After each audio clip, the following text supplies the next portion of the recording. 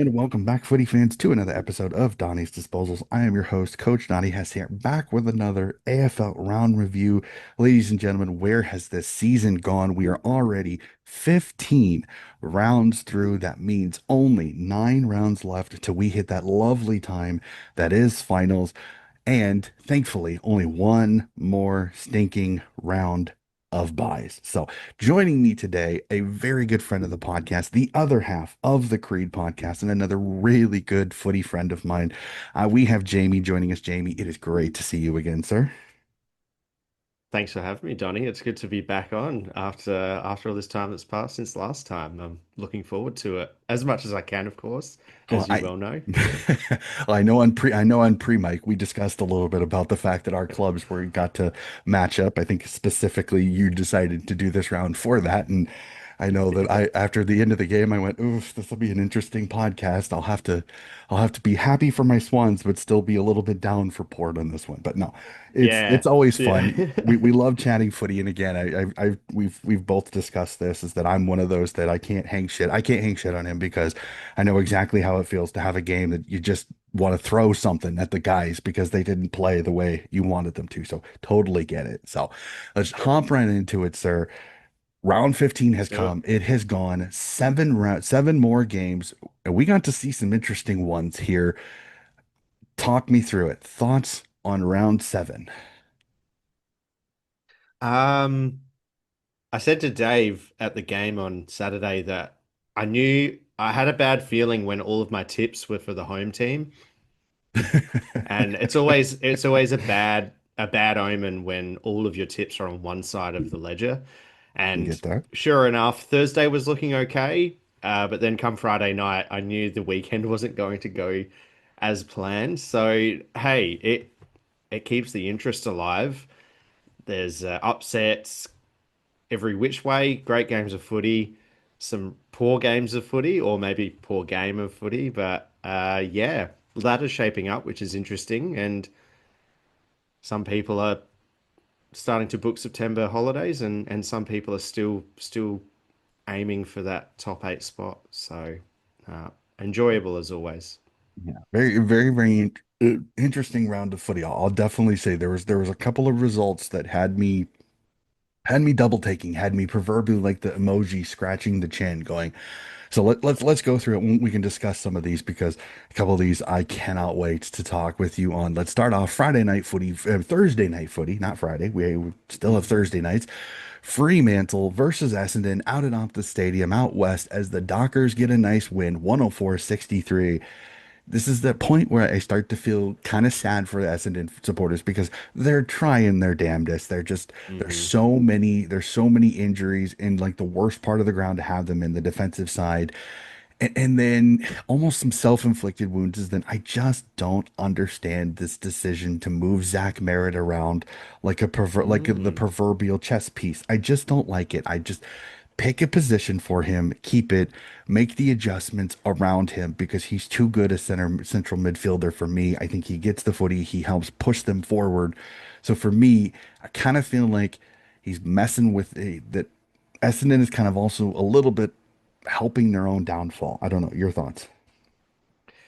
Yeah, I completely agree. It is dumbfounding why Zach Merritt is being shifted around, like you mentioned. I heard one theory uh, after the game, maybe on Friday morning, and that was that the other midfielders they have aren't very versatile, whereas he apparently can work his way onto a wing or a halfback. Would I put him there? No, but it is an interesting indictment in a way on some of those other players that the captain, the spiritual leader, the literal leader, every moniker you want to associate with Zach Merritt, yeah, you have to shift him out of the way just to suit some others. And is that benefiting the team at the moment? No. Is it benefiting them long term? Yeah, I'm not too sure either. As a Port fan, we're lamenting our matchup versus Essendon earlier in the season. I think round three it was, and Zach Merritt had a blinder. Mhm. It absolutely dominated the game out of the middle. So it is a wild call. Brad Scott's obviously trying a lot with his whole team list. with injury and whatnot. But it's a very, very curious positional change. Yeah, no, I agree. Let me also say this. Fremantle was fantastic. We're starting to kind of Yeah, see what some yeah. people really, really thought of Fremantle, and finding out that they were right is that this is a dangerous, dangerous side. I hate saying it, but I believe Sean Darcy may find his way outside of the team unless they can figure out a way to keep both of these two happy. Because I mean, Luke Jackson has become incredibly good at that ruck position, and I think benefits guys like Sarong and Brayshaw and their midfield. It was good to see they had a return from injury. I think it was Johnson or something. One of their midfielders returned, Yeah, and yeah. so their depth got boosted a little bit. Their defense has always been really solid. I mean, when you have Pierce and Ryan and them back there, and Pierce is out injured, never mind. But and then just seeing Bolton and Tracy and I miss and that forward line get absolutely humming. This is a scary situation because again, if Fremantle can somehow find their way to play some home games in finals, that's going to be a cauldron. It is very, very difficult to win games out west. And then if you have a very inspired fan base, if the Fremantle fan base shows up, it's going to be very They difficult do. to win games out in the west. So the Dockers getting done what they needed to do. Essendon falling a little bit short again. Mason Redmond's injury, I think, is also not helping. I think that's the reason why they're trying because the moving halfback Mm, flanker has really become that it. I mean, I think it's the reason why Connor Rosie got shifted back there for Port Adelaide. This you need some jump off halfback. That's really kind of the position that I think that's has the really modern kind of game. Mm. basically Nazaya Wanganeen Miller, Noble and Rioli up at Gold Coast, Nick Blakey a little bit. You saw with Sydney this year. I did. Yeah. Um, that was not a shot. It was just those halfback flankers that are good kicks that have Those are the speed. people you think of though, Oh yeah, with exactly. in that attacking Uh, jo- halfback. Josh Dacos this year, he's been shifted from the wing back there. Nick To the Dacos. detriment of Dan Houston too, funnily enough. That is Yeah. the funniest thing. I will openly anybody that's watched our stream, I drafted him as my top defender. I traded him within 3 weeks because he's just not putting up he is not putting up the points that he was doing with Port Adelaide purely on that fact Mm, that yeah. Josh has moved back there, even though I'm kind of surprised they haven't tried to find a way to have both the Dacoses off the halfback flank. I think when DeGoey comes back, it's an option for them to do, is to put Hmm. Dacos on the halfback flankers with Moore as the center halfback, and you've got a scary defensive line there with the kicking ability, especially with Steele Sidebottom finding the fountain of youth over the offseason. But Fountain of yeah, yeah, exactly.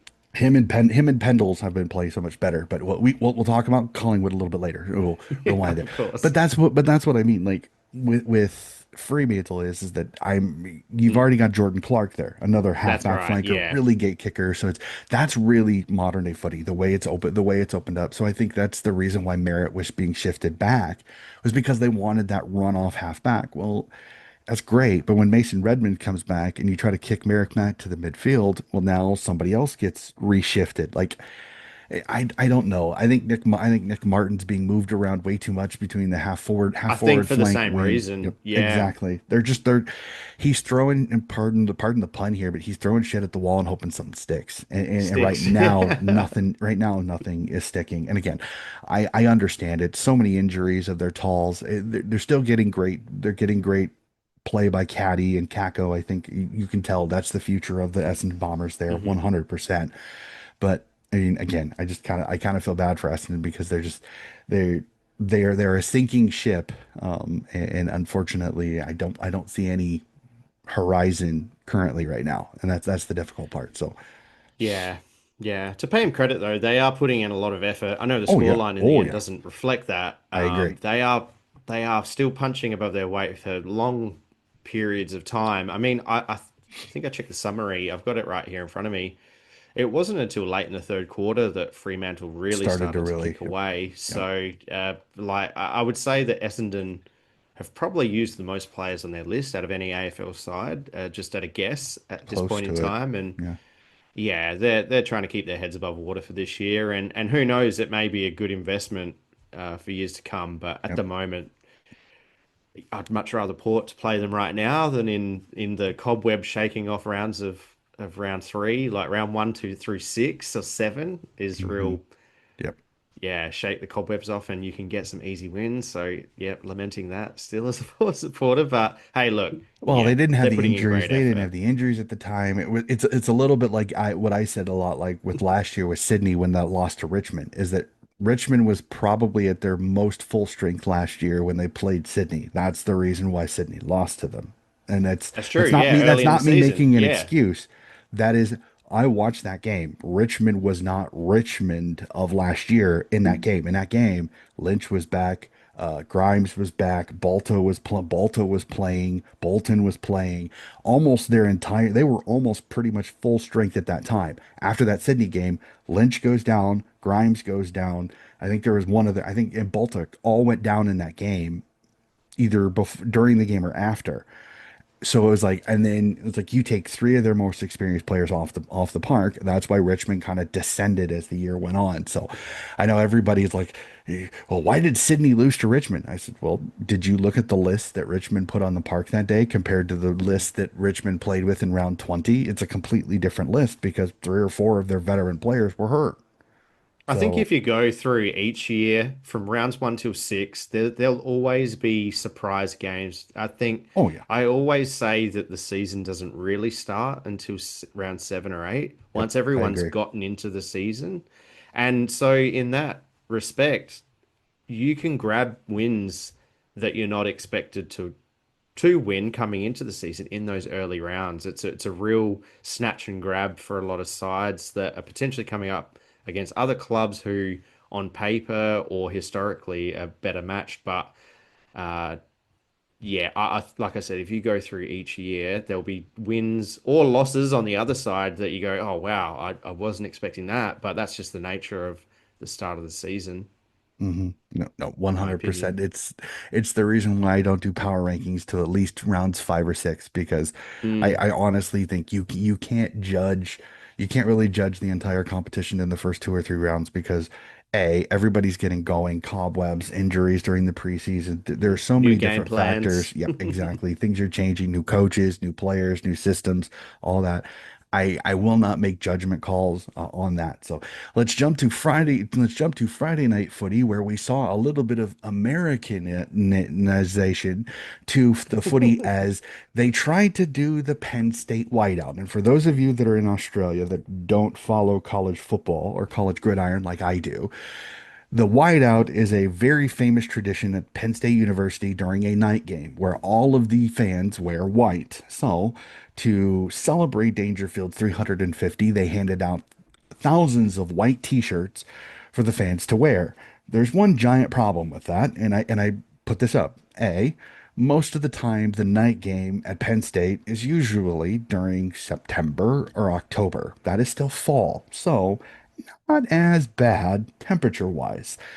B, the fact that you're playing in the wintertime, you also are thousands and thousands of college students. So, as much as I appreciate the thought, and as much as I thought it was cool they were trying it, not exactly the visual marvel that I think they were expecting. And Mm. unfortunately, that visual marvel also didn't involve the Cats playing great football as the Brisbane Lions come down to GMHBA Stadium and get a win by 41, 92, 51.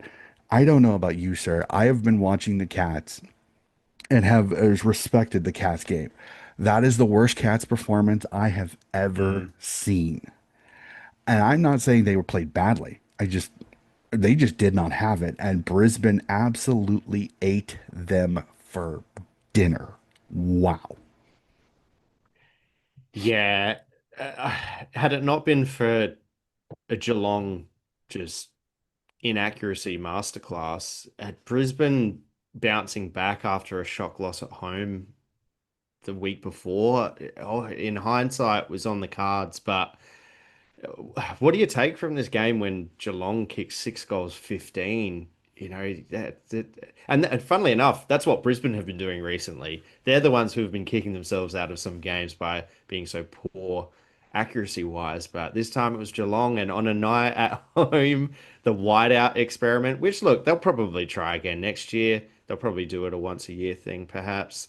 Um, all the credit to them for giving something a go, I suppose. But yeah, I didn't actually see any of this game, but I mean, the score speaks volumes in a game of football. I was just looking after half time, it was 3 goals 10 to 7 goals 4. So um yeah, and it wasn't out of the realms of possibility at half time for Geelong. I mean, what was it? 3 goals basically at the margin. So they'll be fuming that they let that one slip, and then the ladder Brisbane overtake them on the ladder as a result. So, interesting game. I fear for whoever plays Geelong this week. If they're playing, I'm not sure. The buys are still going and whatnot. But yeah, They yeah. have the bye week. If I remember correctly, I'll Geelong do has the that. bye So week. they have Yep. to So, they have to sit on it. well, and the other thing too is Geelong is not real good coming off the bye either. Normally, Yeah, under that's a Chris stereotype. Scott, I think they've only won like two. So it's another one Yeah. where it's like it's also very horribly timed with the fact that Geelong has the bye They'll week be fuming. after this one. Again, I don't think the Cats played horribly. I just think Brisbane attacked them in a way that most teams don't. Like the coverage was Mm, great because they really broke it down to the fact is that Geelong want to drive you into putting it down the line long so then their intercept defenders can go get it. What Brisbane was doing was keeping it short, short, getting to the point where they were close enough to the intercepting defender that then they could go over their heads to leading into space forwards. And it worked brilliantly. Logan Morris was hmm fantastic in this game. Seeing Cam Reyna and Zach Bailey have Oh, themselves days. Again, this was a master class of coaching against a very good side. It'll be interesting to see if other teams go to work on this strategy because the Cats are a fancy for some people on making it to a grand final or being that foil to Collingwood. And with this performance, did the prototype, did the archetype of how to beat Geelong get exposed to the world a little bit like what happened with Sydney last year when it comes to possession of the football hmm against their pressure defense. So I'm fascinated how many teams are going to go to work and try to pull this off because the Cats have kind of had their own little way with the competition. Has Fagan found the kryptonite to that? It'll be interesting to see how that goes. But again, I all plaudits to Brisbane. Again, Logan Morris is showing absolutely. like he was already a great story with the Macca story last year and then having to play in boots that were too small. Yeah, And that's right. Yeah. he just keeps continuing to grow. I love the kid to death. He's going to be so much fun. I think he's the answer to how are they going to replace Danaher? I think Logan Morris has stepped in perfectly fine. A lot of their issues haven't been because of the forward line. I think it's been the entire team. There's been some there's almost been a little bit of a laze over this group because they won the premiership, and sometimes you don't get that same fire in the belly the next year because we've already done it. So there's a little Yeah. bit of having to re-inspire the group. So no, Brisbane, it looked fantastic. This inspires me a little bit to go, Brisbane may still be in that premiership talk a little bit, unlike a few weeks ago when I think a lot of people are starting to go, it's Geelong and Collingwood and everybody else is just going to make up the numbers. Don't count out Brisbane. Do not count out Brisbane. If they Yeah. play their I best, they're one agree. of the best in the Mm. competition. There is no argument after you win a premiership the year before. Well, they had to do it the hard way last year, and then they Oh did yeah. it. So no one can take that away from them. So whatever position they finish in, they'll know that they can go. That they'll say to themselves, "We just need to win 3 games in a row, or 4 games in a row, depending on where they sit." And they've done it. So it's a mental edge that they definitely have over everyone else. The thing with Geelong, you really gotta throw a few punches early and get them on the back foot early because alternatively, if you let Geelong do that to you, they rarely let you back in. And Hmm. Geelong, I mean, if you throw the first few punches and land them on Geelong, they're still capable of coming back. They're a well coached, a well oiled machine at the best of times, but you have to get your front foot forward first against Geelong, in my opinion, or Yep. It's rare that you'll be able to overcome that challenge just due to the proud nature of their club. Yep. But good And on they Brisbane for doing that. Yep. No, 100%. They are one that they can counterpunch with the best of them, but sometimes the best attacking way is just to continue to attack them, Yeah. make them play off Hmm. the back foot because sometimes they get reckless, especially with a youngish midfield. A lot of their great midfielders are young. So if you can force them into pressurized having to make a kick, you can maybe make them make mistakes. Plus, Bailey Smith is a fantastic player, but sometimes he lets his emotions get the best of him. So that is the biggest And his thing is disposal yep. is left wanting a Yep. little bit Yep. too. No, 100% on that one. So let's jump to the game I think everybody is talking about. And that is the upset at the MCG as North Melbourne knock off the Blues 84-73. And for you, those of you that listen to the podcast, they know this was one I said I wanted to tip, but didn't have the cojones to call it. I should have because I could Neither see did this I. coming. North Melbourne win by 11, 84-73. My God, is it fantastic to see North Melbourne up and about. But am I devastated for the Blues because it is going from bad to ugly very quickly. Yeah, Carlton seems to be everyone's comedy hour in Australia, though. Like uh, there's such an emotional fan base and such an emotional football club that you really ride the waves with Carlton. They're the highest of heights or the lowest of lows, and unfortunately, yeah, they copped a North Melbourne who were seemingly on the rise, and North Melbourne, even with a scoreless quarter, managed to hold on. It's just amazing football. Yeah, North Melbourne have been bubbling away. They pushed Frio over in Perth the week before, so there were signs there. And like you said, I was a bit too gutless to pay them credit and tip them. But in hindsight, you go, yeah, this was probably coming on both sides. Carlton just hanging on for dear life this season, and North ready to knock someone off, Mhm. and that's what happened.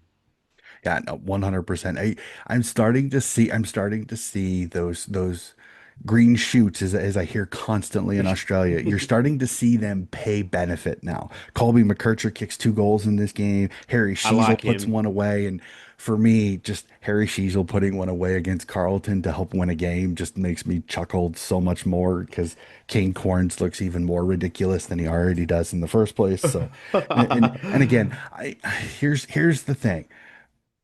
I've said it a few episodes, and I'll really quickly on this. Kane Corns has become a shock jock announcer. I think he's really has left his footy knowledge in the cupboard, and has just embraced what we call Stephen A. Smith or Skip Bayless. Is they love to say something to get people riled up, Skip. and Yeah, that yeah. really annoys me because I don't like those announcers because I believe that they forget common basic sports knowledge in the process of being famous, and that really annoys me. And Kane has kind of become that a little bit, which he's too good a footballer to settle for this insta click x liking type of crap. Like, use your head and every single footballing person has fucked up when it comes to calling. They make a call that just is out of this world. Okay, everybody's done it at least once. I know I've I think I've done it several times. I've made grand gestures of what I think is going to happen, and then it totally and completely. I mean, I'll give one on myself this year. This year I tipped a team to win the Waffle Premiership. That's right now the Wooden Spooners. Oh, wow. It happens, okay? It happens. But I'm not going to sit here. I mea culpa the crap out of myself. I say, well, I screwed that one up. But it's frustrating when I see that. And then I'm going to also go real quick tangent here. I'm sorry. The other one that I Dave want and to I go, love a tangent on the the Creedcast, other the so other one that yeah, I go want to for go your off is, life. will somebody fire Caro? Please, dear God, somebody fire Caro. The whole Nasiah Wanganeen Miller crap that happened, I want to get it off It's a real bit of a quickly. circus. She should be fired for that because there was nothing in her story that has proven true. Nothing. not the fact that Nazaya didn't want to go there because of Tex Walker. Tex Walker had no issues. Tex Walker and Nazaya have actually just talked with each other, and Nazaya said that was not the reason I didn't want to go to Adelaide. I'm sorry. Apologize. Come out, Carol. Have some integrity and But apologize. she tripled down, she quadrupled down even after all of this has been said. It's just, Um, it's pathetic. It really is if I can just pathetic. play if I can just play devil's advocate for old Kano though, while I Sure. agree his producers are absolutely giving him carte blanche to be a shock jock announcer. To play devil's advocate in regards to Harry Sheezel though, I think what gets lost around the Sheezy Ball moniker that he used at that Hmm. point in time. I think his argument was that Sheasel should be playing mid forward rather than half pack, Hmm. and after Sheasel does go mid forward, as it turns out, he contributed. I'm True. not sure if Touche. how long he's been in that region and been shifted into that position. North Melbourne supporters would obviously know quite well, and other footy fans, but the fact of the matter is yeah, he's producing some better output now that he's in a section of the ground that he can actually influence score. Hmm. And while I agree that Kane definitely lets the mouth run to get a reaction, I think just to back up the point that is lost around all of that vitriol imposed by his shock jock announcing is Sheasel moving forward, and look what it can produce. No, I agree. I agree that I think that was his goal. It just came off very, very, very not what I think he Oh, wanted it yeah, to. And yeah, yeah, I think yeah. that's There's a the thing. way about it. That's the thing. That's the thing. There was so much mayo put on it, and I think that was the most frustrating part about it. And again, the North Melbourne Football Club did something, and my favorite part is everybody's like, "Well, why are you doing that? Because they're the host broadcast." No, it's one broadcaster from their group. The others can come in if he's not there. Like they weren't shutting out Seven. They were shutting out King Corns. If Seven wants to talk with North Melbourne, Kane's gonna go sit outside and like he's on a timeout. Let's just I just Yeah, yeah. I really Naughty. You- I really feel like North Melbourne is perfectly acceptable to do what they did. Seven is perfectly acceptable to stand behind Kane. Again, whether I agree with it or not, it doesn't really matter. They work. That's his job. I get it. So, but it was just like, yeah. So it was just kind of interesting. I'm interested to see what talk radio is like. I've haven't looked online to talk radio, and I know that there's already videos of some of the people in the race is absolutely spraying the players. And again, this is where I feel bad for the players because it's not all the On the players' Carlton fault. side of things, you Yeah, mean? yeah. Yeah, yeah, absolutely. Oh my gosh. That's what I mean.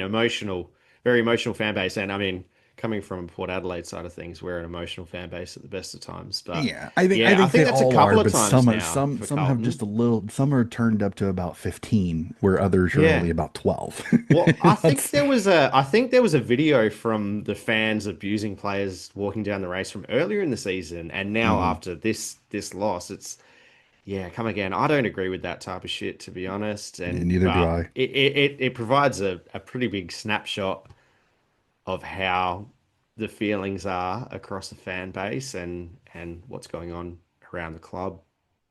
No, 100%. Let's get to it. Let's pull the band-aid off, sir. Let's go. Let's talk it through. Port Adelaide v Sydney at the Adelaide Oval as the Swans get a win 71-52. And from the Swans' point of view, I will go quickly. This was a great game for the Swans for about 90% of the game. Okay. The 10% of goal kicking, can we not discuss it? No, I'm just kidding. This was, I agree with what the announcer said. The influx of Papley, Goulden, and Mills getting up to full strength, you can already see a massive difference between the Swans of earlier in the season when they had youngsters like Corey Warner, Riley Bice, and some of the youngsters that still are getting used to AFL football and experienced players with a lot of knowledge in Papley, Goulden, and Mills.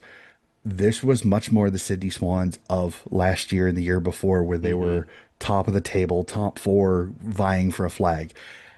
I worry their run home is going to be just difficult enough. They're probably not going to make finals. So Mm, I'm going one game at a time at this point, especially with the Western Bulldogs looming like a dangerous black cloud coming to the SCG this week. But it was great to see Sydney be more Sydney. The only thing that yeah. annoyed most fans was the fact they couldn't kick straight the entire game. Joel Armati goes 0-6 again. I love Joel. He'll fix it. I think it's the least of our worries. They'll get the goal kicking thing figured out. But man, it was great to see Sydney playing back. But I will say this, as a friend of my co-host and a person I love my fellow fans. I was frustrated for Port because this was not the Port Adelaide I was expecting. I was expecting this to be a cracking match, be within 2 goals at the end of the game, and unfortunately, it just really wasn't. So, as the Port supporter here, what went wrong? Mm. Oh, well, apparently the whole team was riddled with flu throughout the week. But unfortunately, unlike Michael Jordan in the mid 90s, none of our players had the flu game where they just reached upper echelon levels of performance. But oh, and just going back on the score for a second, if anyone hadn't watched the game, you would have thought that it was hammering down with rain, but it was actually a perfect day for football. I agree. We couldn't get any more perfect. And yeah, both our sides ended up on the higher end of the ledger, behinds versus goals. But look, we spoke pre-recording about the Dr. Jekyll and Mr. Hyde nature of Port Adelaide this year, and that this game summed it all up.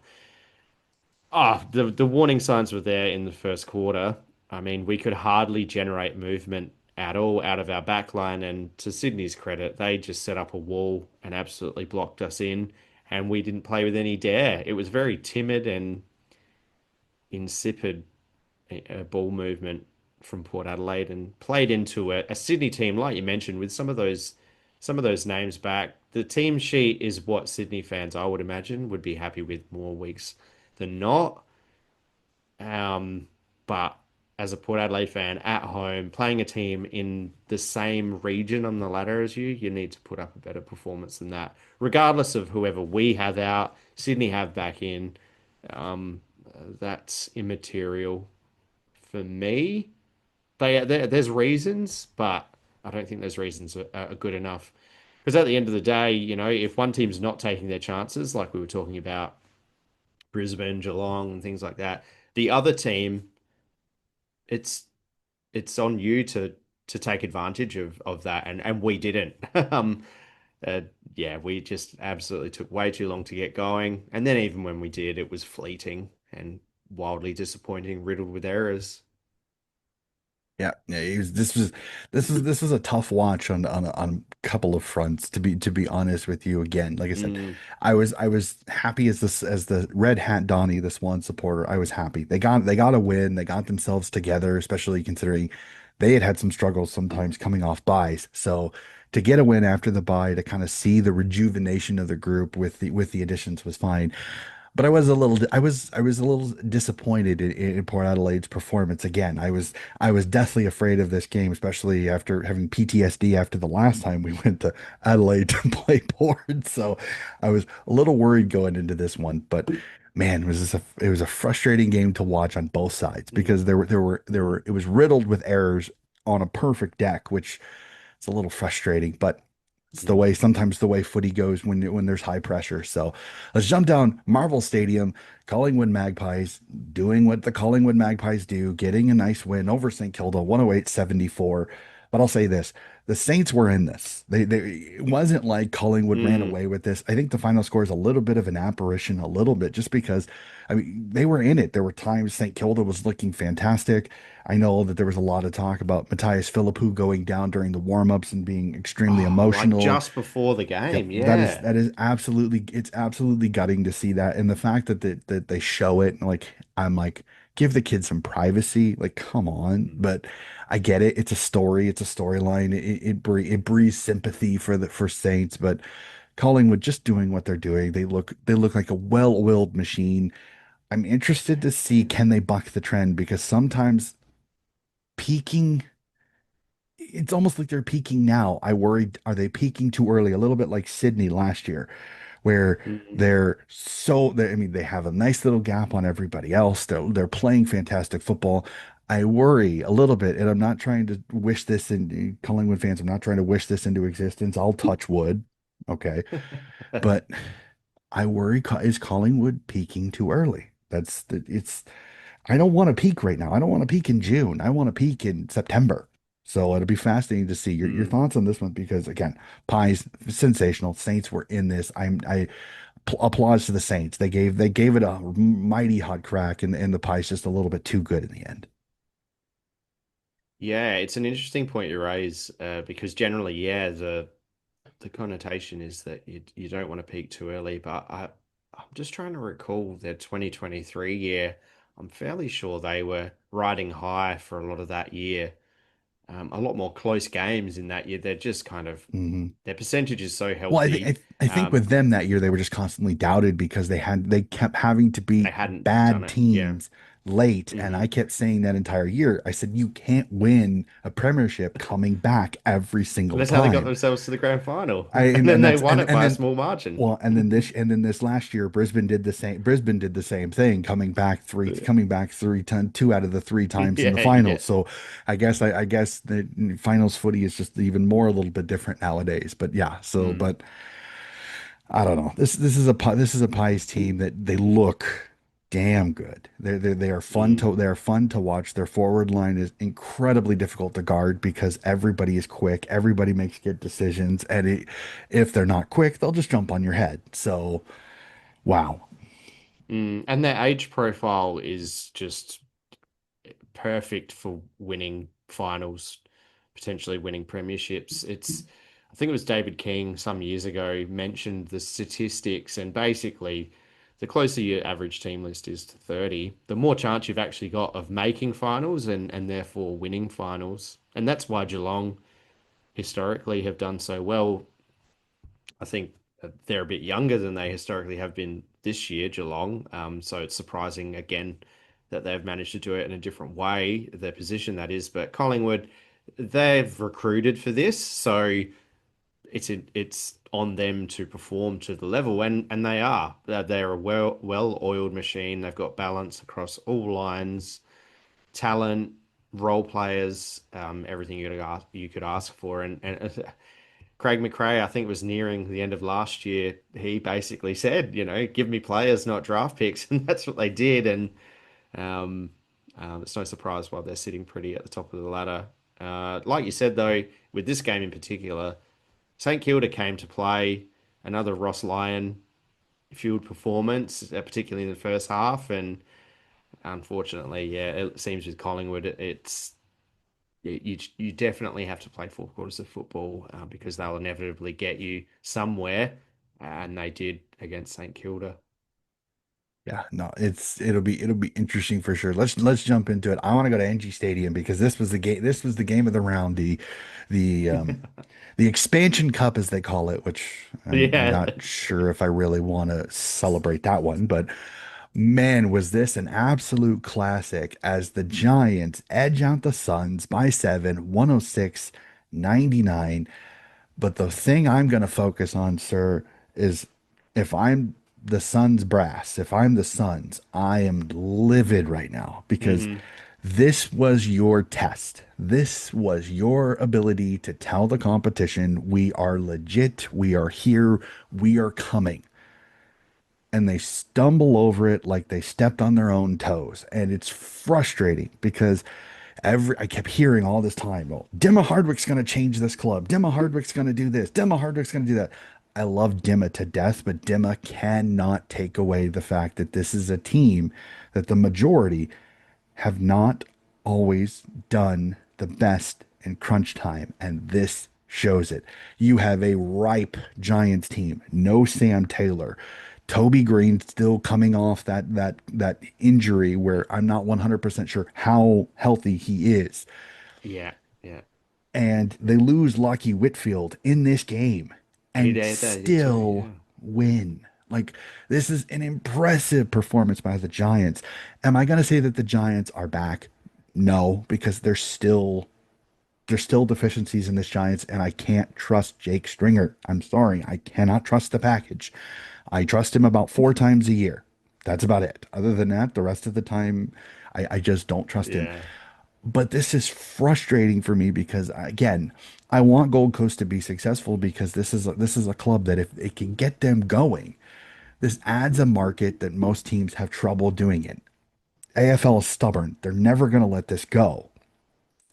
And they have the perfect situation. A lot of super young talent. I know it's caused even more issues with the academy arguments, and I don't want to get into that because I keep seeing more and more people with these ridiculous arguments. I know St. Kilda's president came out and said we should abolish the academies. And I love Isaac Heaney was asked about it. Isaac Heaney came up with the perfect response. In my opinion, it kind of ends any argument on it. Is I continue to say this is most of the people that are bitching about ending the Northern academies are Victorian clubs.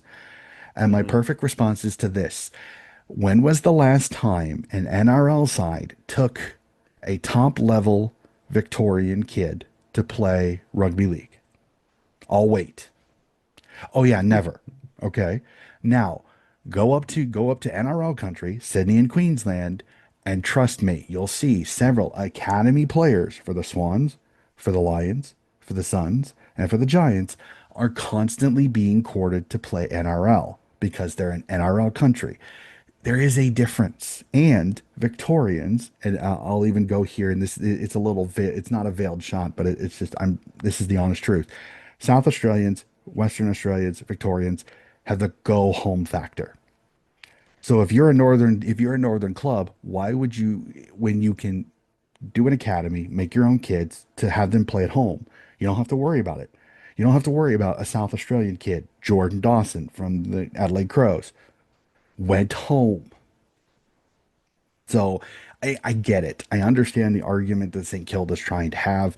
I just don't like it. So I'm sorry. I went on a random tangent there. I apologize. But the Suns, this is frustrating. This is very, very frustrating because Lockie Whitfield goes down in this game. I thought, oh, Suns are going to win this game. And the damn freaking Giants found a way to do it. Applause to the Giants on this one. Incredible performance. A huge win to kind of stabilize their season. And who knows? But man, if I'm the Suns, I am kicking myself because this was perfectly set for you to get a win against another top eight side to kind of stabilize and put you back into the discussion of can you do some damage in September? And it didn't seem that long ago that Gold Coast was sitting pretty in the top four, and now Hmm. they find themselves ninth. They'd be wildly frustrated. I remember just quickly checking the score on over the weekend while this was playing, and just, I mean, their first quarter. I mean, the first quarter as a whole, considering that it was only a three-goal gap, but to have 13 shots on goal for Gold Coast, but to be in front for most of the game and then just not really showing up in the end, or alternatively, like three goals too. With a better defensive effort, you can make it work with the margin that they had. But letting the Giants kick 8 goals in the last quarter is just poor form. Uh, and now it'll be a watch. Like, does Gold Coast get the jitters now because they're looking from the outside in on the top eight? That is, and yeah, that'll be an interesting watch for the rest of the season. I'm not sure what their run home looks like, but the thing with Gold Coast is they've always been better in the first half of the year than the second half. It's been a bit of a label that hangs over them. So it's intriguing. But Giants, see it out of the expansion cup, the Giants have proven that they are a competitive club. They have good spirit, good culture, and back themselves in moments of adversity. It's the key difference it seems between these two clubs. Giants, although without a premiership, at least have a modicum of success playing finals, winning games, having strong culture, and I guess in a snapshot, this game kind of put it all out there, and GWS firm up their spot in the top eight a little bit more. No, it'll be interesting. It'll be interesting to see. Do the Suns get the footy media bake a little bit this week for losing this game? Probably I think not they because do. most of them are in No, Victoria. Most of them I are in think a Victoria. little And bit. I think a little bit. Yeah. Yeah, it I won't still be. I It still won't think be. more people are going to talk about the Blues because it's Victorian Oh based. yeah, So the yeah. blue the Oh, Blues that's are a going the given. Blues are going to get lit up. Yeah.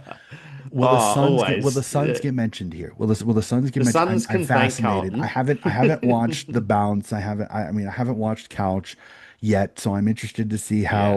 how some of those Oh, I guys go think through it Carlton because led they can be. both Oh yeah. shows. I Yeah, can only straight imagine. off the top. That is up next for me. I sleep I on Mondays when I start work. Those are the first two things that I watch 360 and I watch the Couch, and both are incredible shows. The discussions are always fun. Sometimes I think they can go with some bonkers takes again, but that's footy media. I That's mean, footy media. somebody's going to have Yeah. something, but I'm fascinated to see what they say because I know they're all based in Victoria, so Carlton's going to get absolutely roasted like a chook, but I'm fascinated to see does a little bit of the blowtorch go with the Suns a little bit because again they lose Lockie Whitfield in this game. This was a Hmm. win, should have been a win, and it's 4 points that got away on Absolutely. Demo Hardwick a little bit. So we'll have to see, Mm. and then we'll go real quick on this last one because this was just an absolute mauling. I mean, who would have known a bulldog would maul a tiger? I'm just kidding. I'm seriously kidding. The doggies look absolutely lethal now that Sam Darcy is back, and Bontempelli had another incredible game himself. So Hmm. doggies good. Richmond, they trying, they're trying, but they didn't have the horses. This one I knew was going to get ugly. It got ugly quickly and was pretty much over at about halftime. But doggies 135 over Richmond Tigers 56, a 79-point win by the doggies. Again, impressive win by the dogs. They are a team that honestly, I think a lot of people are going to start jumping to now that Sam Darcy is back, and you're starting to see Bontempelli and Ed Richards and Bailey Dale and this cast of characters start to play some of their better football as we get closer and closer to finals. Absolutely. One thing the Bulldogs love to do is they love absolutely putting a lowly team to the sword, and that's not a slight on them. It's just, I don't know. It's my perception of the Western Bulldogs is whenever they come up against a cellar dweller, it could be a nightmare for that team. And I think they broke one of their own records. I think it was something like they've now won 5 games by over 70 points this season, and they've never done that before. And it just goes to show the lethal nature of their side when they're really up and running, and up against a side that isn't quite up to it either. I know as a Port Adelaide fan, we've copped the flat track bully moniker quite a number of times, but in my opinion, you have to do this to teams down this end of the ladder. The how you come up against contenders is a story in its own right, but if you're beating up on lowly teams, that you're doing what you should be doing, and they did that. No qualms about it. Yep, no, 100% with you on that one. And that is all 7 games as Adelaide, Hawthorn, Melbourne, and West Coast got to kick up their feet on the couch this particular round, sir. So that is it for going through that. Let's go to the burning questions here. I just need to pull my script up here. Let's jump right to it. I This is an interesting topic because I've discussed this a little bit with my state league competitions because this is something that annoys me. There is an 8 point gap between ninth and 10th. I hate to say it, but can we put a line through everybody south of Carlton? Look, every club south of Carlton, including Carlton, would be hoping for a miracle run, but history would tell you that you're at a hiding to nothing with that train of thought. I think you pretty much can. The only thing with Carlton is if they were to, I mean, they're playing such uninspired football. Hmm. It would literally take a miracle. But the only thing they have on their side is that their percentage is over 100. Well, As for everyone else, yeah. here's the funniest thing about it because you know the four that are just underneath them, right? They're 8 points back. Hmm. Essendon, Carlton, your boys, and my boys. Hmm. Because then Melbourne and St. Kilda are sitting at 20. I think they're done. That's 3 games. That's 12. I think Ah, that's where you at least and the cut the line. percentage is an extra game as well Exactly. Oh yeah. Oh this yeah. far into the Oh season. yeah. 80, 87 and 86. I think they're in trouble. I think Essendon just percentage wise, you can cut them out.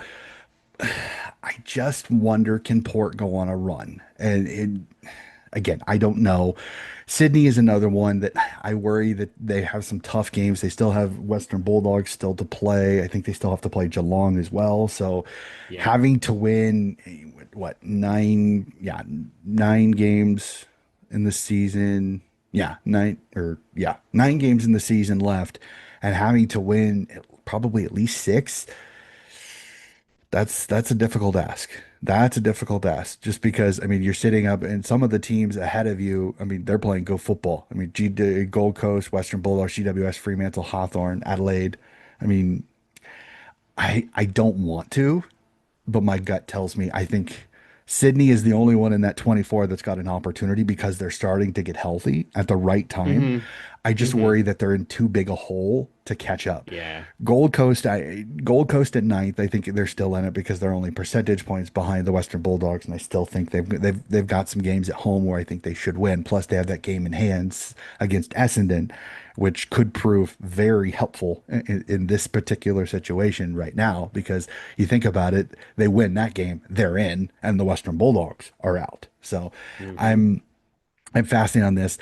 I will say yes, probably put a line through 10th down. I think this is become 9 teams fighting for 8 spots. But I never know. As soon as I, there have been some teams that have went on some mighty runs. Brisbane Lions last year were 13th at round 16 or something, and they got in. So Mm. we'll have to And see. alternatively, Yep. there's always one side after the buy.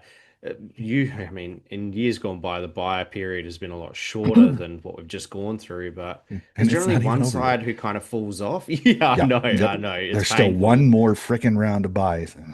Mm, So, mm. So which is, there's usually one team after the bye who goes on a run, and one team after the bye that's in the eight that kind of has a dip. I yep. mean, Fremantle last year kind of screwed the pooch, Yep. missing I out on agree. finals Yep. late. So I'm not saying that they're going to do it again, but that last year is a good example of a team kind of just hitting the brakes and missing out because of it. Yep. So there is hope, and I've said it a few times in Dave and my podcast that in an elite organization, sporting organization, the mathematically possible thing comes up in media and fan talking circles, but for them, it's a reality. Like the Hmm. season's not over, Yep. so they can't treat it as it's as over. They Yep. have to go for the win Yep. every single week to try and break through what would be a miracle. Hmm. Uh, Realistically, though, um, I think on this side of the fence, we could probably pretty confidently say the odds are in Yep. our favor, saying that from 10th down, put a I line agree. through it. No, I agree. And looking and just looking at it form wise, Sydney is the only one in the last 5 games of those 4 teams. Sydney is the only one with 3 wins. Everybody else has 2 wins, and 1 win. Essendon has Mm. 1 win, Port has 2 wins, and Carlton have 2 wins. So if you look at by form wise, Sydney is going the best now. The issue Sydney has is they're at 92.2 percentage wise. They're behind Carlton. Yeah. And Hmm. they probably should be flip-flop with Carlton if they want that opportunity. I worry that the hammerings that they took earlier in the season are going to be hard unless they hammer somebody that maybe Yeah, is you have not to give them supposed to. out now. Oh Yeah, yeah. that's the only Oh yeah. You way to get have it to have back. one.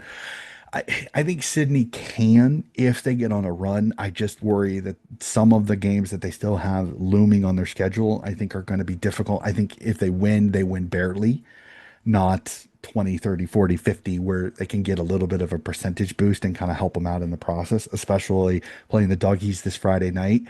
I'm terrified of that game, trust me, because the Doggies look absolutely in fuego right now, especially with Sam Darcy's return. So yeah, but I hate doing that. I really do. I love competitions where there's fight for those last spots. Yeah, yeah, it's I entertaining. just really worry that yeah, I think Gold Coast right now is the only team outside of the eight that I think that still has a shot of getting back in. It's frustrating, and I don't like that. So we we just teased it a little bit. Let's go on to it, Jamie. I've asked this question each and every week because each fan is different. What's your true and honest opinion of the bye period? Look, I think with the majority to say that it's a farce, the way that it's scheduled. When you consider that opening round contributes to a whole swath of buys to start the season, which is Yep. ridiculous in its own right. And then the buy period going over five weeks, is it? Yep. It's just ridiculous. I don't think there's many football fans that go, yeah, that's a great idea. The AFL is wedded to all these weird scheduling ideas, or they're wedded to particular marquee games being set for particular clubs that they force themselves into a hole. But at the end of the day, I think if you dress it up well enough, everyone could cope with a weekend off and have everyone take the bite at the same time. Yeah, to people want to watch footy, people want their teams playing footy. Your club still Hmm. misses one week, but it's involved in a period that's just so tiring to get Hmm. through somehow. Oh yeah. Oh yeah. I don't like it. Well, there's part of me in the back of my mind that goes, as a fantasy football player, I have a fantasy league with Yeah, nine other of Americans. course. It is a pain in the ass getting your team together Hmm. during some of these bye weeks because I Thankfully, something I don't have to worry about. there are a couple of teams that I've got multiple players on. So you're sitting here going, okay, I need to move this person? Yeah, so it's a I brought this up earlier, and again, I know it's a little bit of an Americanization. I'm not trying to do that, but I threw this idea about is if you're going to give one bye for the entire competition, could you see them potentially slipping in a trade deadline? So you'd have mid-season trading during that bye week, a little bit like some of the sports here, where it's like you have that trade deadline show because all the footy broadcasters would love it because they could do a show like an hour till the trade deadline, who's gonna get moved, yada yada. You could draw really good ratings from that because I know several competitions they have a trade deadline special. It's an hour show where the last hour of the trade deadline can be discussed, and every trade that happens that comes, you can find out live who, if your team makes a move. I know it's Americanization, I know, but your thoughts, because I thought this would be a clever idea because I will ask, as a Port supporter, you have Ivan Soldo sitting on your list gathering dust. Okay. How cool would it be to be able to shift him to Essendon and get a second or third round pick? I know it's not otherworldly trade here, to be able to help out your club because instead of paying a guy to play Sandful or to not really do much, you can go give Essendon what they're missing, and that's a ruck that isn't from the Stone Age. Again, I love you, Goldie, but let's just be honest. And you get something in return for an asset you really don't need at this point because Dante Vicentini has come up and played well. I've thrown that idea up, and I know some people have poo-pooed on it. Again, I completely understand it because that's not what you're used to. But it's a thought. Your thoughts on that? Yeah, my thoughts are that it is an attractive prospect in theory, but without proper governance, I unfortunately think that it would greatly benefit the Victorian fishbowl of football clubs just by nature of, if you had two options, one is to go interstate, and provided you're already in Melbourne at a Victorian side, you've got an option to go to an interstate side or a non-Victorian side, or stay in Melbourne and go to another Melbourne-based club. Like it just makes sense. You don't have to uproot your family. You don't have to move all your possessions. You literally stay in your own house, just shift clubs. So I think in theory it sounds good, and I think there's an appetite for something along those lines. Like Hmm. the mid-season draft is filled with great stories, and that's a nice period because Hmm. those are players who aren't already in the system getting their chance to fulfill a dream. Whereas I'm apprehensive of a mid-season trade without proper governance because I think it'll be all too easy for good Victorian clubs, particularly, to take advantage. And while your example of a draft pick is a totally fair enough one, Port Adelaide from its own circles is copping criticism for trading them away, but Hmm. I just think that it Yep. could get taken advantage of. No, I get it. I 100% get it. But my retort to that, and again, and I've heard that I think a lot of the interstate clubs have said the same thing. It's the reason why they don't want it. But Mm. I don't think it's that simple because you're basing it down to is like, well, there's only 8 sides that get in, and there's 10 sides in Victoria. So unless all 8 sides that are in the finals are Victorian, Mm. would do you want to be traded to a team that's not in the finals just to stay in Victoria? That doesn't make a lot personally, it doesn't make a lot of sense. Mm. Like the trade that I think I've brought up many times that I think is it's a little bit of what I mean by it is like, remember back in the heyday when Geelong was really good, but they had Reece Stanley as a ruck? And think about They still do, don't they? if they could have well, think about this. Think about if they could have traded their first round draft pick, which you knew was going to be 16, 17, 18, because they were most likely going to be in the preliminary final and the grand final anyways. If they could have traded that first round pick to North for Todd Goldstein in his heyday, that is the perfect situation there because Goldie can still stay there. And I've also said this, just because you get traded to an interstate club does not mean that you have to relocate your family. Because I mean, Cal Ward this year, his family was living in Victoria and he was playing in Mm. Sydney. It is not this is it is not you don't have to move your family if you're traded halfway Do the through the old fly in, season. fly out. Well, it's a little bit of It's an Australian custom. it's a little bit of what they call it over here a rental. Is that you Mm. trade for a player you know you're probably not going to re-sign. The player is only there to win a title that year and then they're going Mm. to go to free agency. A rental is not going to want to up their family and move interstate. They'll go there, they'll stay in a hotel or they'll stay with teammates for the rest of the season, but the rest of their family stays where they are. It is possible. I get the argument of Victorian teams, but again, if we look at the ladder right now, there's just as many non-Victorian teams in the top 8 as there is Victorian teams. I mean, if you count Geelong as a Victorian team, you have 4. So half of the Premiership side. So I'm gonna spitball here just the littlest bit. If I'm a player that plays for Essendon and Essendon wants a ruck, and maybe for some weird reason there's a ruck availability, like GWS Briggs is going to be healthy and they want to trade Nick Madden. Okay, I'm sorry if I'm an Essendon player and they want an Essendon player to straight swamp exchange. I'm taking that trade because I want to play for GWS because I have a chance to play finals. I get Mm. being in Victoria. I completely understand that. But I'm going to Sydney. I'm going to Sydney to play in the finals. I'm not going to sit with Essendon or force them to trade me to a Bulldogs, a Hawthorn, a Collingwood, or a Geelong where I'm not going to play. So like I get it, but I can make just as many arguments the other way is that there are interstate clubs that you're gonna have an easy lifestyle. You don't have to move if you're not gonna sign. You can even tell them, hey, I'll come play for you through the rest of the season to maybe try to win a premiership, but I don't plan on re-signing. My family's gonna stay in Victoria. I'll probably re-sign with a Victorian team in free agency. And you want to know what? I bet the club will be fine with that because they have a chance to win a premiership. I Hmm.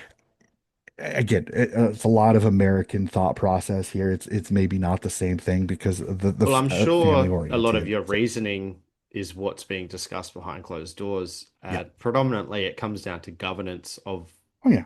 this Hmm. scenario, which the AFL, You're never going to have the best perfect of control times, over it is either. So, well, they've left a lot to be desired in regards to governance oh, I of agree. the Yes. elite competition. So, um, but hypothetically, if we were to have a weekend off for a whole competition-wide buy, which is the root of the question, then something like that, like showpiece events, Hmm. are what will satiate the appetite of the average footy fan. Yep. No, Um, 100%. So, again, I, whether it'll happen or not, I don't know. I think there's enough argument from interstate teams that I don't know if it's going to happen unless mm. they can give the AFL some kind of I unless think the it may in AFL. time. I They agree. just need to get the T's and C's right. I think eventually it will happen. It's a little bit like what I've said with the grand final. I think the grand final will be twilight or night soon. It's just when can they massage it in and not irk off some of the Victorians that are absolutely detest from it moving times, which again, I said Mm, a couple of times, that's the only professional championship sport that I know that is played not at prime time. mm, mm. I think in a Professional. roundabout way, that's also why it's That a is, point of yeah. difference. No, and I get that, and I get that, and that's, again, you be you, do your competition the way you want to, but it's like it's been proven, and Victorians will argue, well, it was because of COVID. No, it's not. More people will watch at prime time than they will watch in the mid-afternoon. It's fact. More people are sitting in front of their televisions and on their couches watching the Mm. television at 7:30 at night than they are at 2:30 in the afternoon on a Saturday. You will never you will never be able to persuade me that way. I know. 330 million people over here. You look at TV ratings at 2:30 in the afternoon, you look at TV ratings at 7:30, not even fucking close. And I don't think I'm jumping too high off a cliff here. It's the same thing in Australia. You're going to get a bigger TV audience at night or twilight than you are at Mm. 2:30. So, sorry, again, more tangent. All right. Love it. I will let you don your port hat, not that you ever really take it off. No. As the power man that you are, what is your feelings on the power this year? Um, it's an interesting question because coming into the season, I looked at our list and I have said on both like mine and Dave's podcast, the Creedcast, and we actually featured on Kane Corn's son, Eddie Corn's his own podcast as well earlier in the season.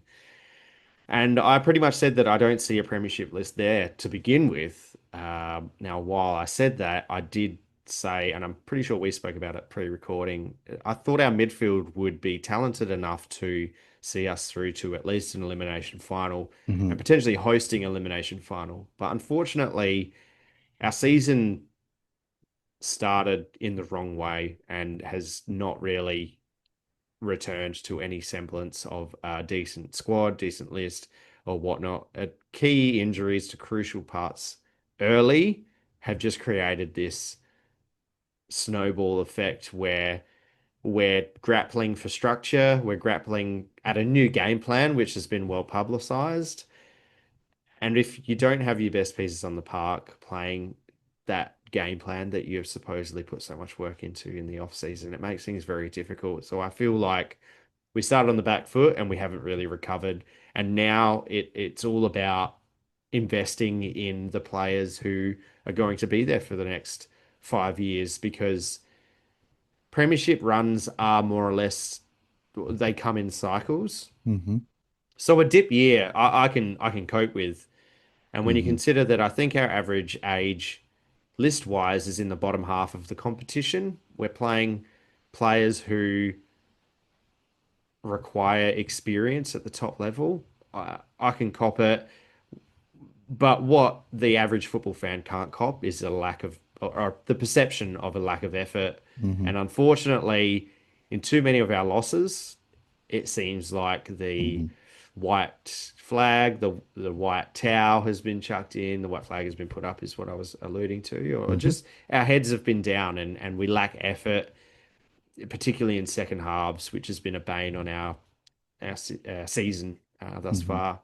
So while it's been frustrating, it's been disappointing.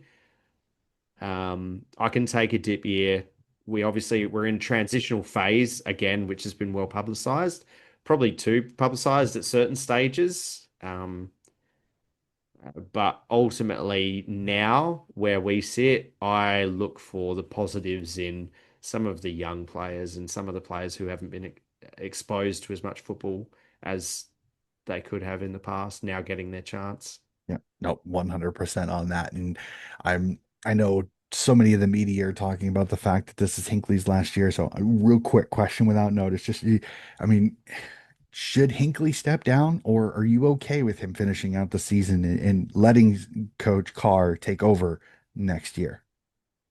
See, I am of the opinion that Josh Carr is already doing a lot more than what the club lets on or what anyone lets on. Hmm.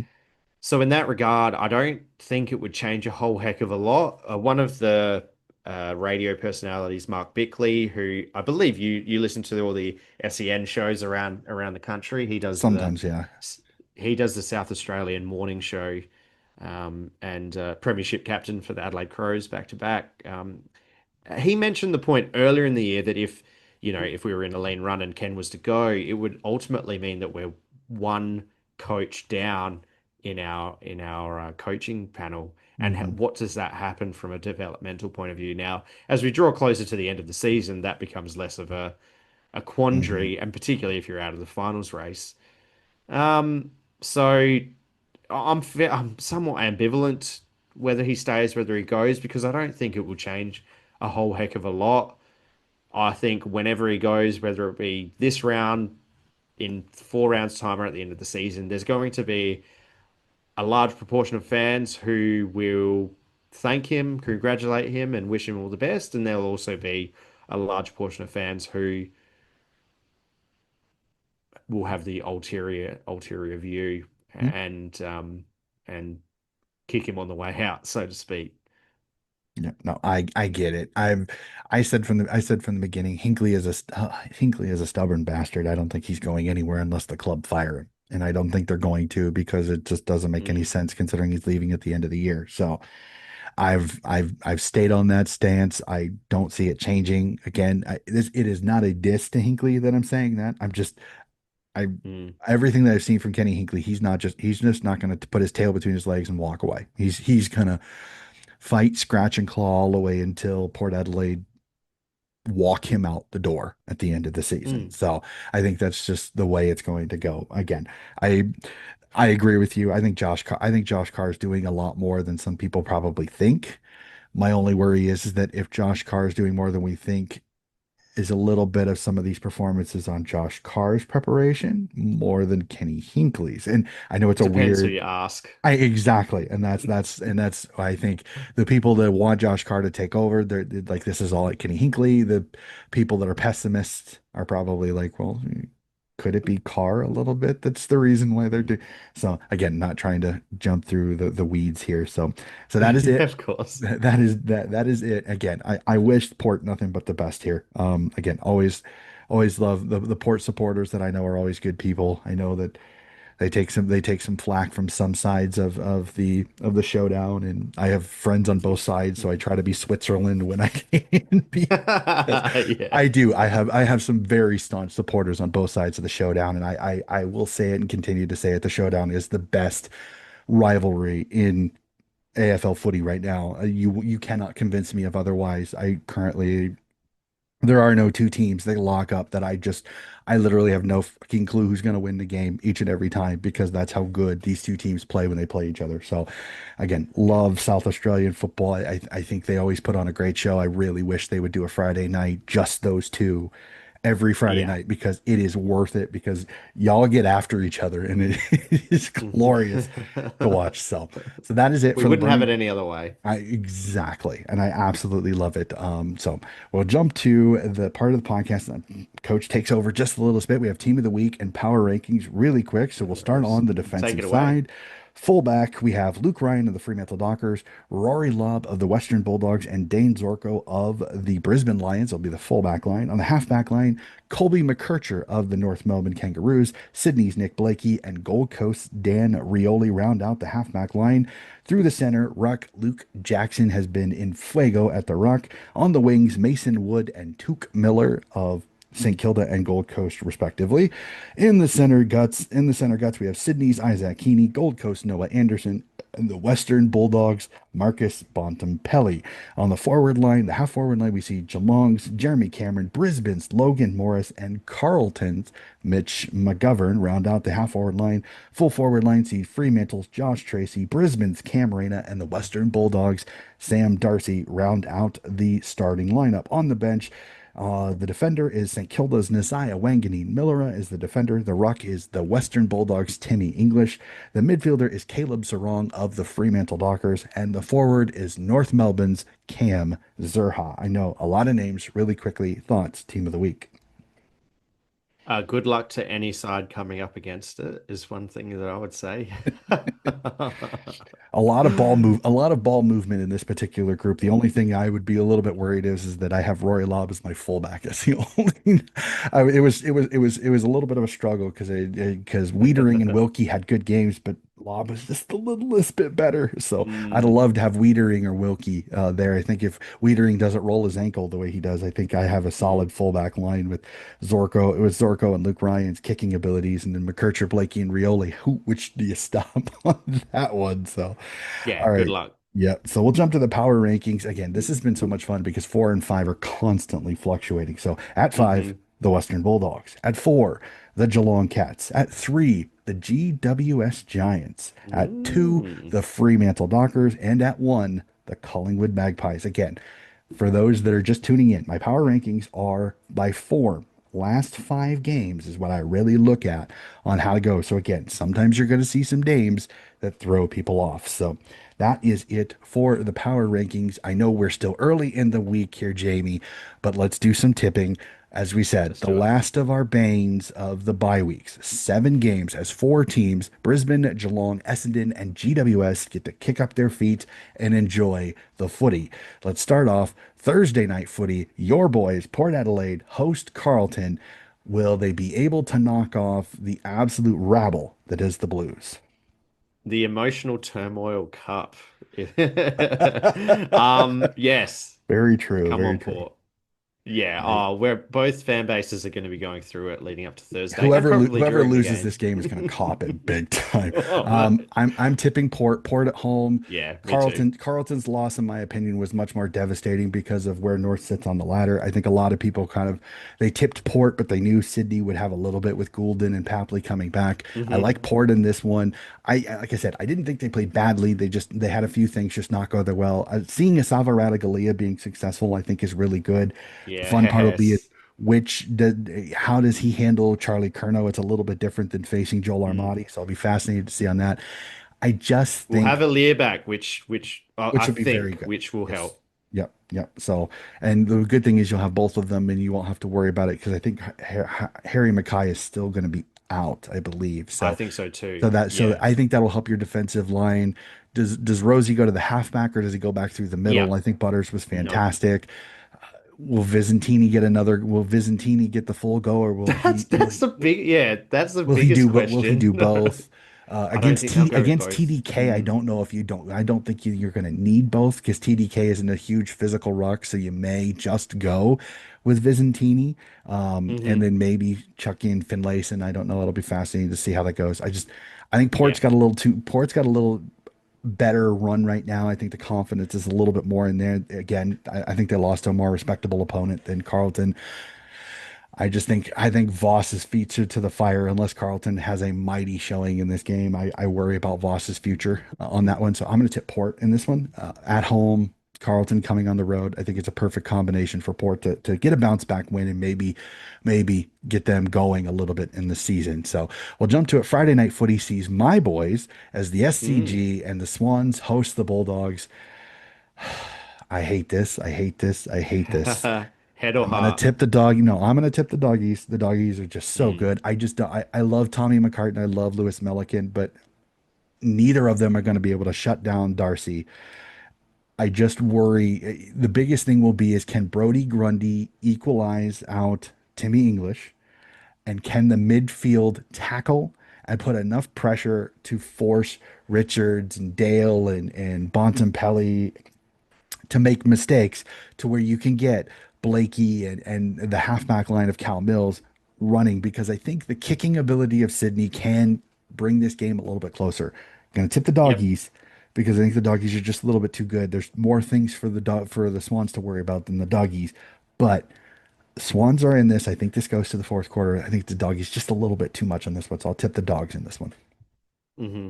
Hmm. I'd agree with that. Yeah. I think Sydney are going to put up a fairly decent fight at Yep. home, but um, on current form, I think Yep. you have to go with the Bulldogs. Yeah, Errol and Papley being back makes me a little bit more comfortable. If they weren't, Yeah, this could have absolutely. gotten ugly.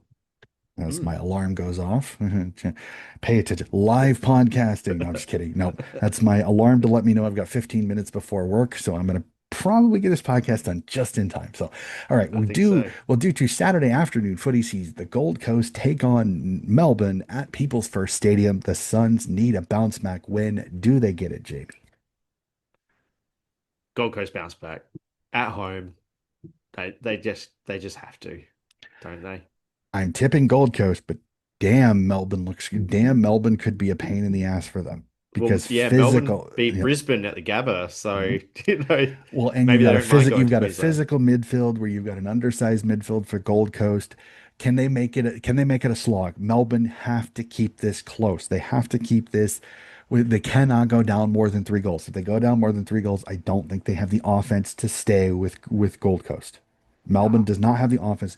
They need to make it a slog. They need to make it a fist fight, an arm wrestle, whatever you want to use term here. Melbourne must keep it close going to the fourth quarter because if you can get this young squad to tighten its sphincter, you've got a shot. But if Gold Coast that's can right. get a Yeah. run, I think Gold Coast has got the firepower to put Melbourne away. It's can No. Melbourne keep it Mm. close? That's my thoughts on that. So tipping Gold Coast, but I think Melbourne is much more of a shot in that game than I think some people are giving him credit for. This is a teaser. I'm excited for this one. Hawthorn, North Melbourne, University of Tassie Stadium down in Launceston. North coming Hmm. off an impressive win. Hawthorn coming off the bye. Fascinating. Who do you like in this one? Hawthorn at UTAS, just they have it's like they level up every time they play in Tasmania. But the machinations of it, like you mentioned, North Melbourne buoyed by some good recent form, a good spurring win, and Hawthorn coming off the bye, which raises a question of how they'll come off the bye. Hmm. But to play it safe, I would go Hawthorn at UTAS. Yep. Tipping, I'm the same with you, but I'm saying it right now. Do not sleep on North. Yeah, it I could be a think really good North is game. going to give us a mighty crack, and especially if they can knock Clarko off Cup. Hawthorn in the Clarko Cup, man, will it throw some huge spanners in the works for the competition Hmm. if North can knock this off because not only is North going to really play a part in shaping the finals, but it's going to be a fascinating one. That's going to be a ripper in Tassie Stadium. It's a perfect little cauldron, a lot like Carlton last week. North there's a lot of things that I like about North going into that game, playing a team off the bye. So Hmm. tipping Hawthorn, thinking North is a red hot crack in that one. The exact opposite is this next For one. the next two. Marvel Yeah. Stadium, Collingwood big. I would love West Coast to be competitive, but you're playing Marvel, Collingwood and Marvel, so you're going to get the Collingwood That's armies. yeah. Yeah, Two Collingwood games at Marvel in a row. I know, right? Crazy. Their pies run and gun under the roof, perfect conditions. That is a recipe for disaster for this young Hmm. Eagles team. Pies and pies big. Agreed. Not much more to say about that, I Yeah. don't think.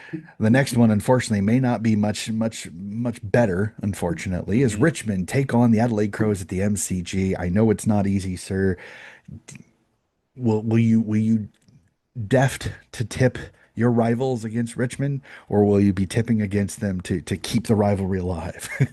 No, when it comes to tips, I'm not an idiot. Like I'm leading my work tips, so I've got a reputation to uphold. So I'll absolutely be going Adelaide in the tips. I won't be going for Adelaide, if that makes Yeah, sense. you'll be barracking for Richmond, but knowing that the tip is. Yeah, No, yeah. I I'll be get it. happy to lose that It's tip. a win. It's a Yeah, win either way because if you barrack for Richmond and exactly. Richmond win, your rival loses, and if you get your then you get your. It's like me tipping That's the right. Western Bulldogs.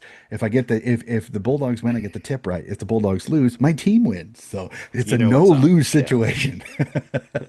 Now I have the Crows. Crows too good. I know they're coming off the bye, Hmm. but they're playing a Richmond team that again they're scrappy. Again, can Richmond stay keep it close? If they can keep it close going into the fourth quarter, then things get interesting. If Yeah, Richmond give us goes some down by entertainment. 3, 4, 5 goals before the fourth quarter, it's over. They're a young side that can be easily broken, unfortunately. It's can you Yep. break them? You have to break them. They won't break themselves because they're a scrappy side that just get after you. Day games, so Noah Balta is available, which that helps a He little is. bit, but we'll Yep. have to see. So, and then last but not That's least, funny. the coup d'etat, the ending sees Fremantle at home at Optus Stadium against St. Kilda. I have the Dockers winning this one. The Saints going on the road is an intriguing situation for me because sometimes Ross Lyon going back, who knows if he's got plenty of time on this. Tipping Fremantle, Saints Don't be surprised if they're close, if they're a little bit closer than some people expect in this one. Yeah, well, this is a very interesting matchup because in the alternate matchup earlier in the season, St Kilda absolutely embarrassed Fremantle. So Freo at home on the run that they're on, winning 5 games in a row at the Mhm. moment, they'll want to get their own back for that Yep. performance earlier in the season, I think. St Kilda, Ross Lyon, he'll probably get them there and thereabouts, as we just saw against Collingwood, round gone by. But Freo will want to atone, in my opinion, for that game earlier in the season against St Yep. Kilda. Yep, no, 100% agree with you on that one. And that is all seven. Like we said, the other four teams get to kick up their feet on the couch and enjoy the buys. Noosa, maybe a little bit of sun, who knows? I don't think Bali's an option right now. So, but No, too many always, volcanoes. always fun. I know, unfortunately. Well, that is it for the podcast. Before we sign off again, Jamie, the Creed cast with you and Dave again for Port Adelaide supporters. It is a great listen. You guys both are very knowledgeable in the footy. You're also very sensible when it comes to it. You tell it like it is. How are things going at the Creed cast? And just a little bit on what's on the deck for you guys. Yeah, we're going well. Obviously, last year was the first season that we did as a duo. Me basically, yeah, getting the invitation to join Dave. He does the absolute lion's share of the work with the Creed profile. But yeah, we have some fun. We do a main show. We record it on a Tuesday. Goes for roughly about 2 hours because we like to get in deep in discussion about the game. We also have segments as well that extends it out.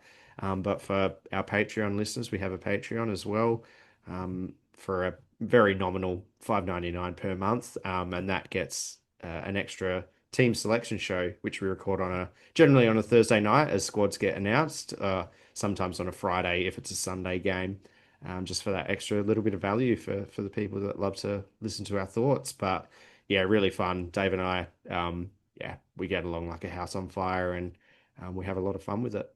Yep, I have both of you on. One time I should probably try to get you both on for an episode, but I don't know. Yeah, That that'd that be would great. probably last Yeah. 3 hours because we I love was we gonna love say, to we I love was to thinking talk that too. footy. No, I Yeah. totally get it. You guys are fantastic. Again, what you guys do is fantastic for the club. And my other favorite is the fact that you also give the women some love too, which again, everybody knows I am a huge Yes. supporter of the Yeah, for women's game. sure. I love when I see podcasts that they cover the club, but they cover the We entire had club, heaps of not just the fun men's. last season, Oh yeah. recording that. I will Yeah. I will tell you this Port Adelaide women's side, they're going to be fun to watch over the next few years, seeing Mm. some of those Sample W girls that you've brought in, the Sinead Goodies, the Oh, that oh my they'll God, change Piper the Window. competition. Oh yeah, Mm. Piper Window. Not just from Port Adelaide as well, Oh, just the 100%. You have AFLW wide. I think you've really flipped the power struggle in the league a little bit with the group. And you didn't even see Lauren Young last year. That's the other No, thing that you I think about know it. You a get lot of Port Lauren Adelaide Young back fans. this year. Yeah. You add her with Looking Gemma forward to it. Houghton, and then you already have the market. You have your ruck, who is absolutely sensational, Oh, takes the mark Matilda of the year. Schultz. Matilda Schultz Yeah. is incredible. I only think she's going to get better. Fantastic. I think Absolutely. her and Ali Morfitt are probably two of the best rucks in the entire competition right now. There's no other way to argue it. So I'm excited. I think I told a lot of people, I said Port Adelaide, I think could put themselves in Premiership contention in the next couple of years if they can keep Mm. that young core. Goody, Young, Window, Schultz, all those youngsters. Molly Dowrick, the Brooksby. midfielder, Yeah. Molly Brooksby again is another one. Like, there's so many youngsters in that group that are only going to progress as they grow older. They're going to be scary to watch. It's gonna be fun. I think this is the first. I think this is a year. Legitimately, I think the showdown among the women could be super competitive So because do I. Yeah. Adelaide's getting older. Some of their veterans are retiring, and I think Port is super talented. So it's going to be fun. So we'll wax lyrical more about the AFLW a little bit later. Yeah, It's so much absolutely. fun. You So need to go to work. yeah, I know. Well, not really. All I need to do is shut this computer down and turn another one on as I work from home. That's So, right. Yeah. all right, that is going to do it for this episode of Donnie's Disposals. Again, if you like what you were listening to on YouTube, please like and subscribe. Remember, we're on all podcasting platforms when my producer remembers to put them on. Veiled shot at him. Just kidding. Ross, I love you. That'll do it for this episode of Donnie's Disposals. Again, keep track. There'll be more footy coverage for you very, very soon.